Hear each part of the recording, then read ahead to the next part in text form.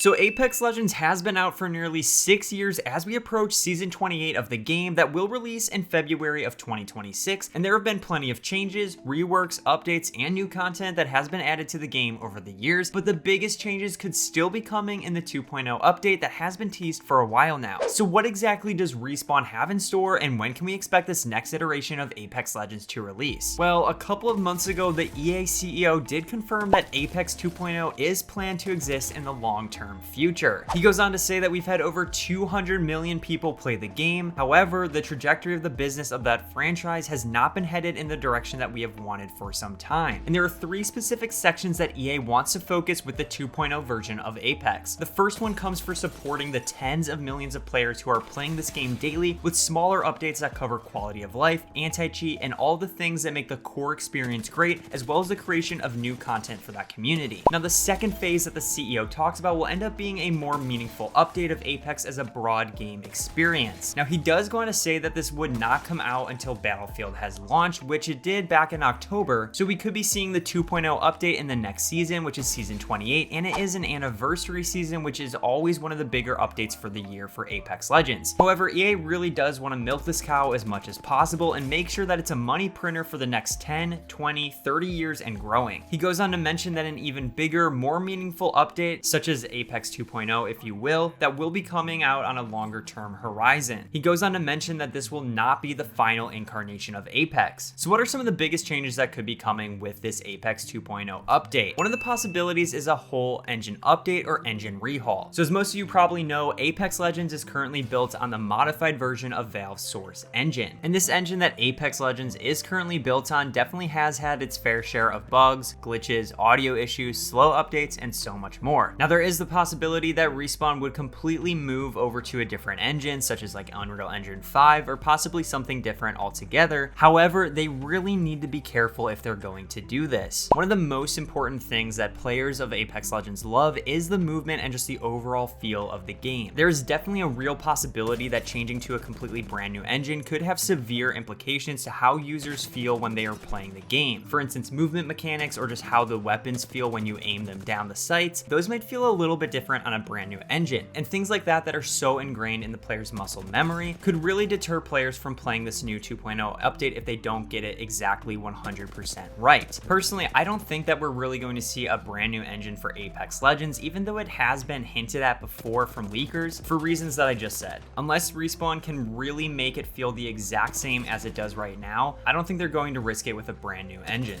However, that doesn't mean we won't see big improvements to the game, including things like the brand new breakable windows that should be coming to the game very soon. So in case you haven't seen this, over on the Broken Moon map at the beginning of Season 27, Respawn accidentally added in a breakable and reinforceable window to the map on Broken Moon. Only a couple of days later, it was patched and it no longer exists, but I was able to get some footage here.